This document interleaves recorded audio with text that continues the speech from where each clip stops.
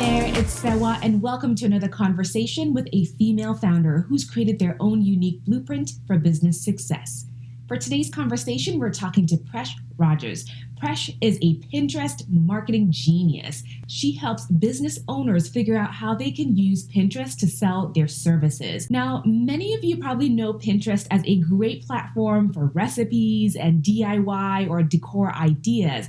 What I didn't realize is business owners are using Pinterest to not only promote their products, but also their services. So if you're a service-based business, some of the strategies that Presh is about to teach us today definitely will apply to you. During our conversation, she talks to us about how you can use Pinterest to drive massive amounts of traffic to your website. She goes through everything from the best images and video to use. She goes over the tools and systems you can use so that adding yet another platform doesn't become a burden for you, and so much more. If this is something that interests you, don't forget to go ahead and subscribe and hit that notification bell so you don't miss our next conversation. All right, let's jump into it. Presh Rogers, welcome to She's Off Script. Thank you for being here.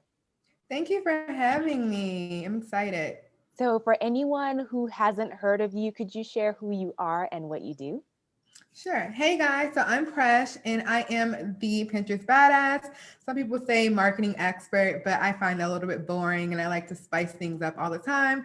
So I say badass, and I do both Pinterest marketing and Pinterest ads for coaches, service providers, and content creators who are ready to basically pimp Pinterest to get more eyes on their content and grow their email list with action takers.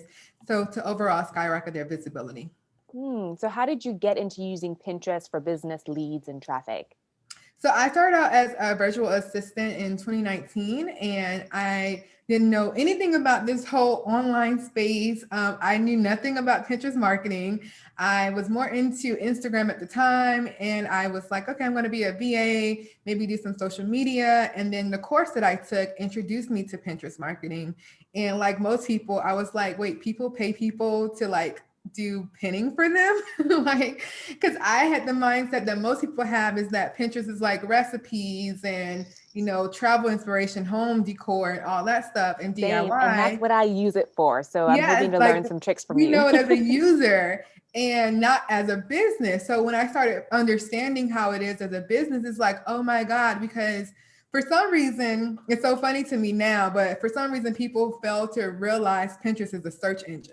And it's like, but you go there to search for things and they're like, oh yeah, right. Because we think search engine, we think Google, but Google, YouTube, Pinterest, they're all search engines. And you go there with the solution or with the problem looking for a solution. Or for Pinterest, you might be looking for a solution or looking for inspiration.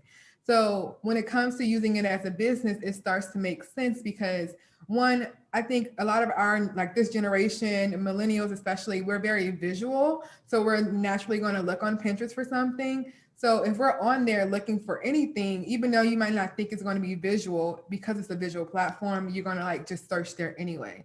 So it's definitely a great place to be. And I've learned that myself. And I probably niched down into Pinterest in August of 2019. So it's been over a year now and I completely love it. It's been great for helping me to grow my email list, grow my business, learn how to get more leads. And I love teaching people to do the same. So you mentioned that you're working with coaches and service providers, and it gives me pause because if the everyday user already has the mindset of I'm going to Pinterest to get recipes and home decor ideas, is there a subset of users who also sees Pinterest as a place to go and get, business coaching advice? Yes, because I think we have to also think about how do people outside of the online space look at Instagram?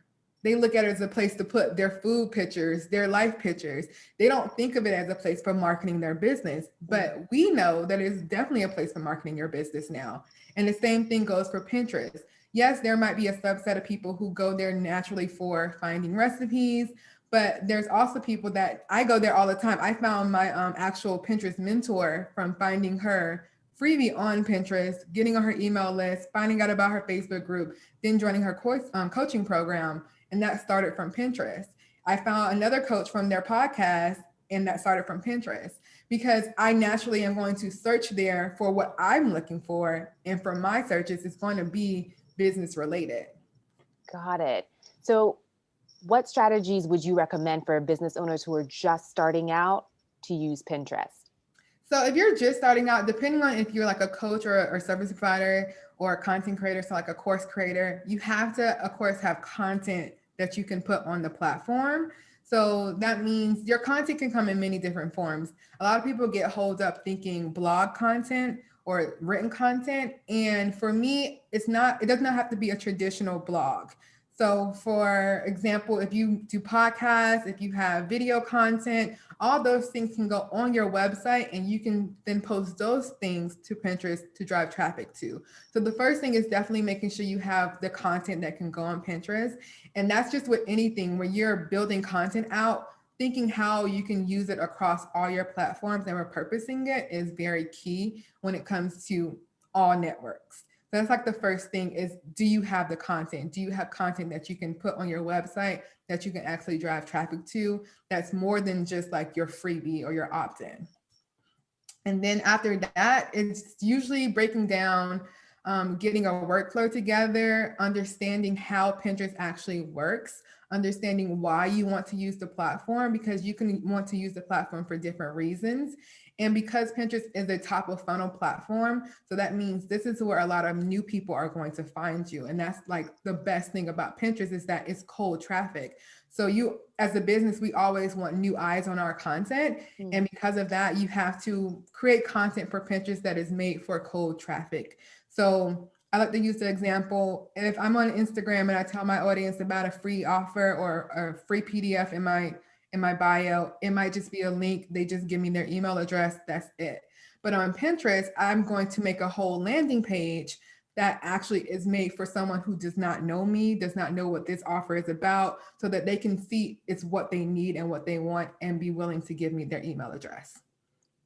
Wow, that was a lot. So let's break some of it down. So you talked about it being a visual platform. So what kinds of images and videos perform the best and will help to drive people onto our website? So it depends on your audience. You have to, one thing about Pinterest is really big on testing things out. So when you are creating pin images for Pinterest, you want to make sure that you're using certain words on the image that are keywords. And keywords, because of the fact that it is a search engine, so that you want to make sure your content is being found, and then that the content has keywords that's going to catch someone's attention. Because if you're scrolling down Pinterest and it's just a picture and it doesn't say anything about it, because you're not a recipe or a food blogger or something like that with a picture of a food, like a piece of food, you want to make sure your picture actually says what your content is about using specific keywords. Video is also becoming pretty big on Pinterest, like all social platforms. It's very easy to create smaller videos. So if you do like Reels or TikToks, you can easily repurpose those right to Pinterest because they're already the perfect size. You just put them on Pinterest, you keyword the title and keyword the description. So you wouldn't use like a caption like you would use on Instagram. You'll use an actual keyword description that describes what the video is about. So once again, that is using keywords that people are actually going to search for and not just like a witty caption, because that's not really what matters on Pinterest, because people are not going to see that until after they click on the pin itself. And then you can also use shorter videos. You can do a video between 4 seconds and 15 minutes, but because it's Pinterest and it's still new to video, usually I recommend no more than 1 or 2 minutes. And if you have a longer video, make it more like a teaser or a clip that's enticing to get people to go to the rest of the video. Got it.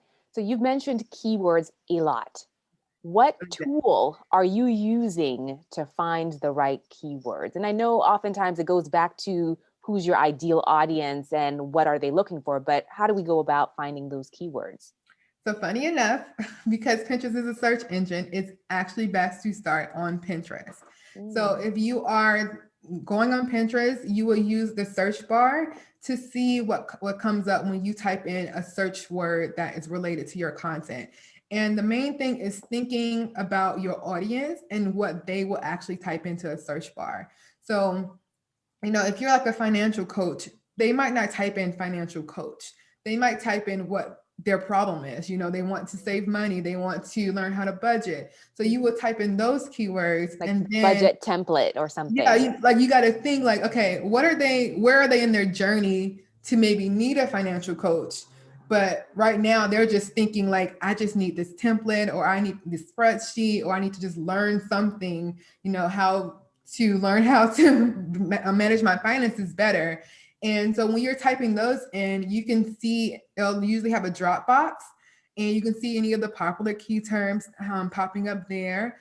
In the actual search results, you can look at other people pin images, see what keywords are showing up more often on theirs, look at their descriptions to find other keywords.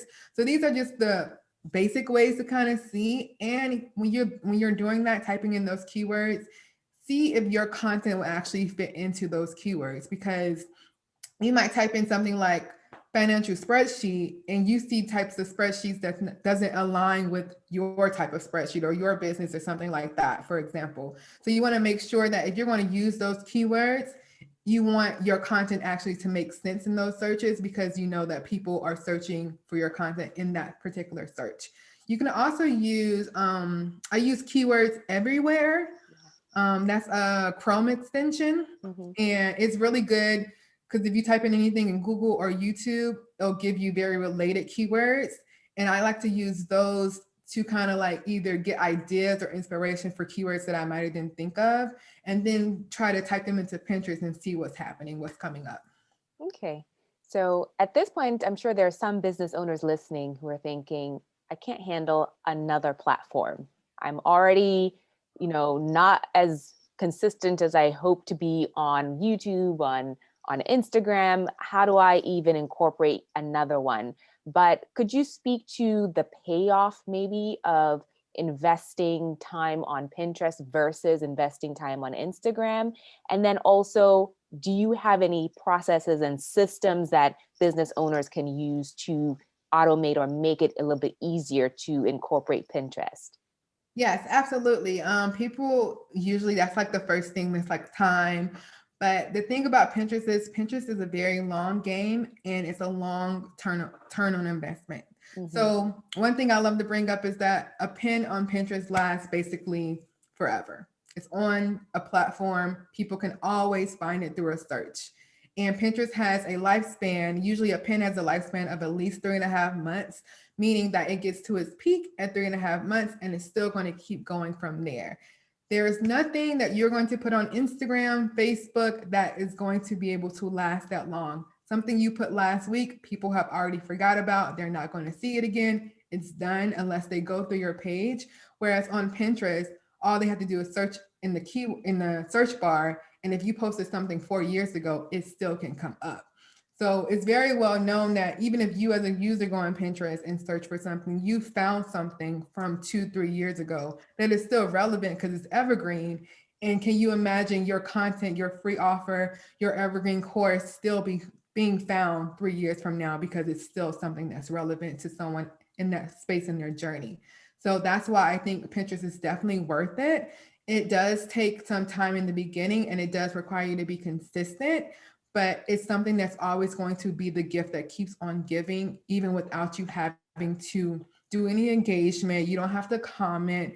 You don't have to show up on the platform often. You don't have to do all the extra stuff that you have to do on these other actual social media platforms.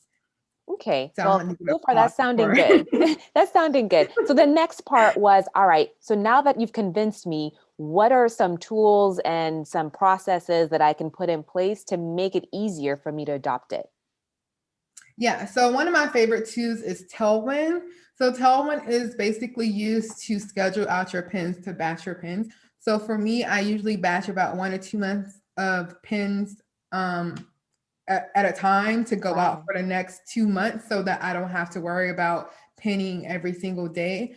I don't manually pin very often. If I manually pin, it's other people's content that is related or complementary to my content. So I'm pinning about Pinterest stuff. I might pin some Facebook stuff, some Instagram stuff, because that's related to my audience that they can find useful. I wouldn't pin like recipes or something like that because I'm using it as a business and I'm thinking about my audience that's going to follow me as a business.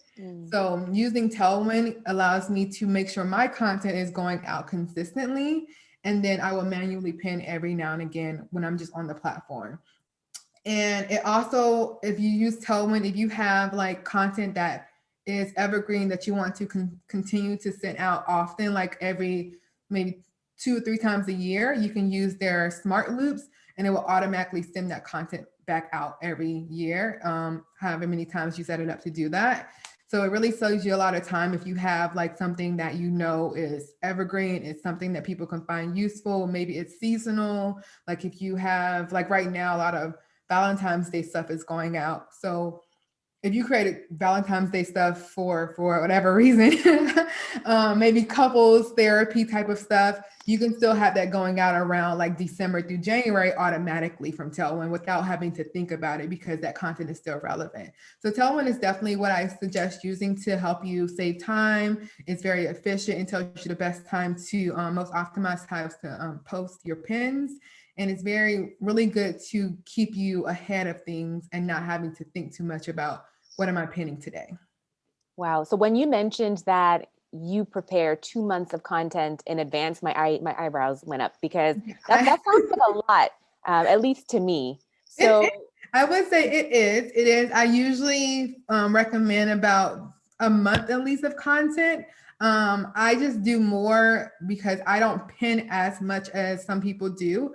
And I'm just a big batcher in general. Like even with my Instagram stuff, I batch like 3 months of content at a time. It's like a long week-long process, but it's like I know it's done.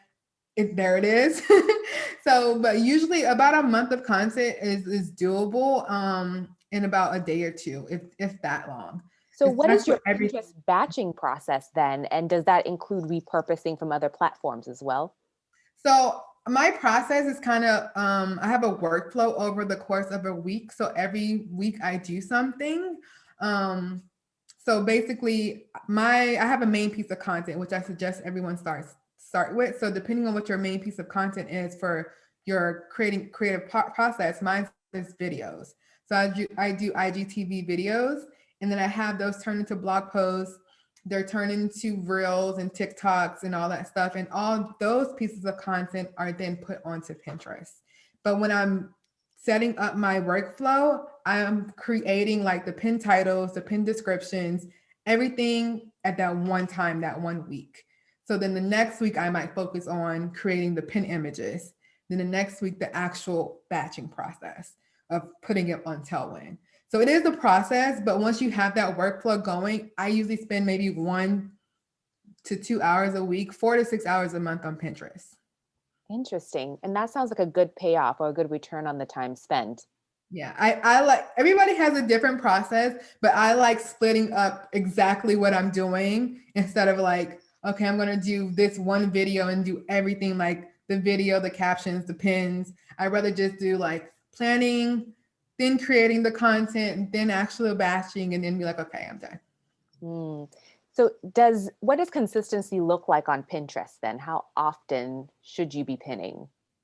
So it depends on the person and the business and what your audience is actually relating to, because everybody tactics are different. So I like to say how many times you pin per day is a tactic, is a part of your strategy, but it is a tactic. So it can be anywhere from 5 times to 20 times. Some people pin more. Wow. A day. Yeah, because Pinterest has changed a lot from what it used to be. Like people used to pin like 30 to 40 pins a day. I do not. What are they pinning? Is this all original content? That's the thing. They used to pin a lot of other people's content. And then because Pinterest has changed, especially for businesses, that they tell you because you are using it as a business, you should be pinning more of like most of your content in general, because you want to drive traffic to your content. You want to curate traffic for your content and not like for other people's content. Mm-hmm. So that way, I always say, depending on how much content you're creating a month for your business, you should be able to pin anywhere from 5 to 20 pins a day. And the thing about that is that it's because Pinterest revolves about having like boards, you're not pinning 20 new pieces of content a day. So that's the difference. So Okay. if I break it down to like, if I'm pinning 300 pins a day, 10 pins, 300 pins a month, Okay. 10 pins a day, and then I'm pinning that to like 5 or 6 boards, that I can do the math and say, okay, this is how many pins I have to create a month. So me, normally I create about 40 pins a month and pin them to about 6 boards. So that's like 240 pins. And then 60 of those pins will be other people's pins. So I know it's a lot of math. People usually get confused about that. And it requires you thinking through like how many pins you want to actually create. And that's based around how many pieces of content you're creating. And then getting that strategy around the tactics of, okay, if I'm creating this many pieces of content, I'm going to create this many pins per piece of content. And then I'm going to pin this many pins a day. Got it. So once you have your organic process down, like your content creation, and you're already getting some good traffic, how do you supercharge that with ads? I love Pinterest ads. So I like to say, it's such a new thing. People are still like, wait a minute, Pinterest ads is a thing. And I'm like, yes, you don't have to give Zuckerberg all your money. Like there's other things out here too, guys. And it's really good because it's still pretty new. I want to say ads started in like 2015, 2016 on Pinterest. And they've been pushing it much more starting last year because they became publicly traded. So, or I think they became publicly traded in 2019. So Pinterest ads has been getting bigger and growing even more. And it's the perfect way to do it if you have limited patience or no patience. And I'm not that patient of a person. I like things to move a little bit faster too. And Pinterest organically requires patience because one, it's a search engine. So it's going to take time to index your content and get it found. But if you use ads, which can sometimes be pretty cheap, you can definitely supercharge, accelerate your growth, get your content seen quicker, get a really great turnaround, and pretty low CPA as well. So wait, for us who don't all know the jargon, what does CPA stand for? Cost per action. So say for instance, if you are using Pinterest ads for growing your email list and the average cost might be $2 per email sign up, you want to try to get as low as you can. So I have a client right now, per email sign up is, I think we're at like 85 cents per email sign up. So that would be how much you're paying per someone signing up for your email. And of course, if you have like tripwires or things like that, you can easily get your return on ad spend back. And how does that compare to what you may spend on a Facebook ad? I can't tell you. I really don't know Facebook ads. I actually do know she runs Facebook ads. I can't remember what her Facebook ads cost per action was, but she's pretty happy with her Pinterest ones. The thing is they can run at the same time. They can actually do well with each other because if someone's on Pinterest, they click on your link, they go to your page, and then they go on Facebook, you can retarget them because your Facebook pixel and your Pinterest tag, which is basically a pixel, are on that platform. So now they're going to get retargeted on Facebook. Same thing, if they're on Facebook, go to something and they go to Pinterest, now they're going to get retargeted on Pinterest.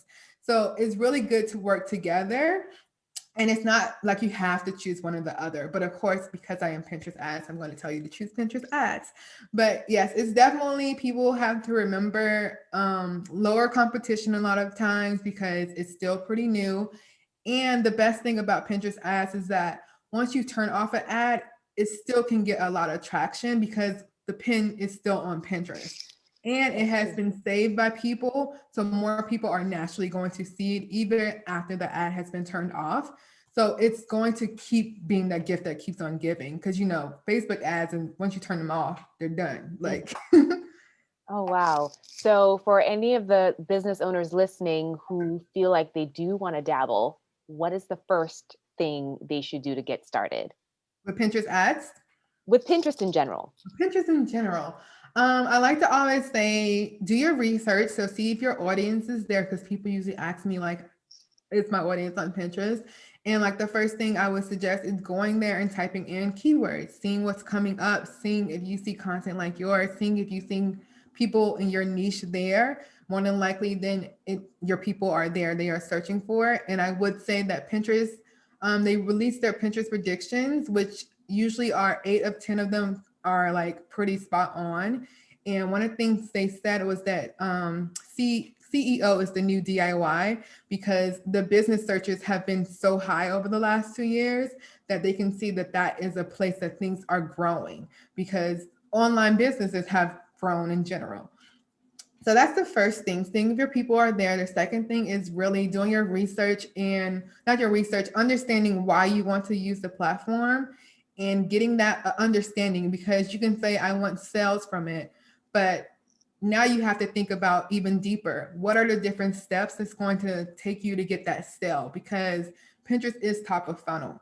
So that means people are entering from Pinterest, but a lot of the times they're not going to be a direct sale unless you're like an Etsy seller, Shopify, you actually sell physical products maybe. But as a like a coach or a content creator or a service provider, you might have an actual customer journey that they go through. I found my coach via Pinterest, and one of the things was that her customer journey might have been, her ultimate Pinterest goal might have been, she wanted me to join her course.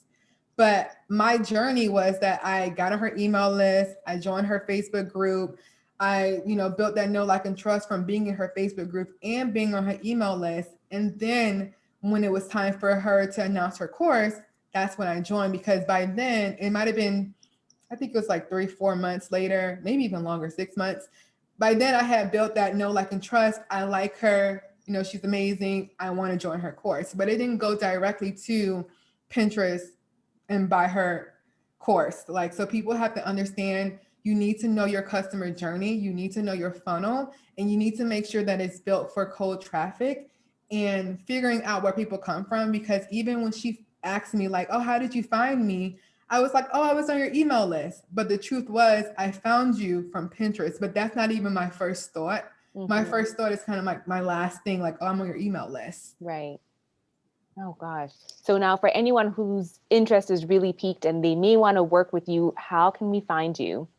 Yes, I am Presh Rogers, so PreshRoddGers on Instagram. That is my favorite platform to hang out with, to show off my shenanigans, as I call them, because, Instagram is engagement. So I like to show up on engagement, show up on my stories, and you can definitely find how you can work with me. I have 2 signature offers, which is Pinterest ads, and I also offer a VIB.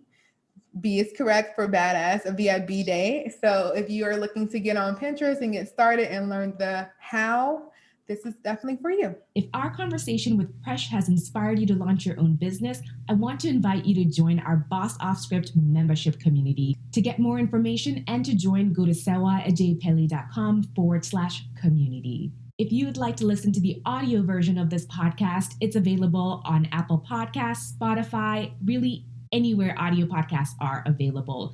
Don't forget to subscribe and hit that notification on your way out so you don't miss our next conversation with a female founder who's created their own unique blueprint for business success.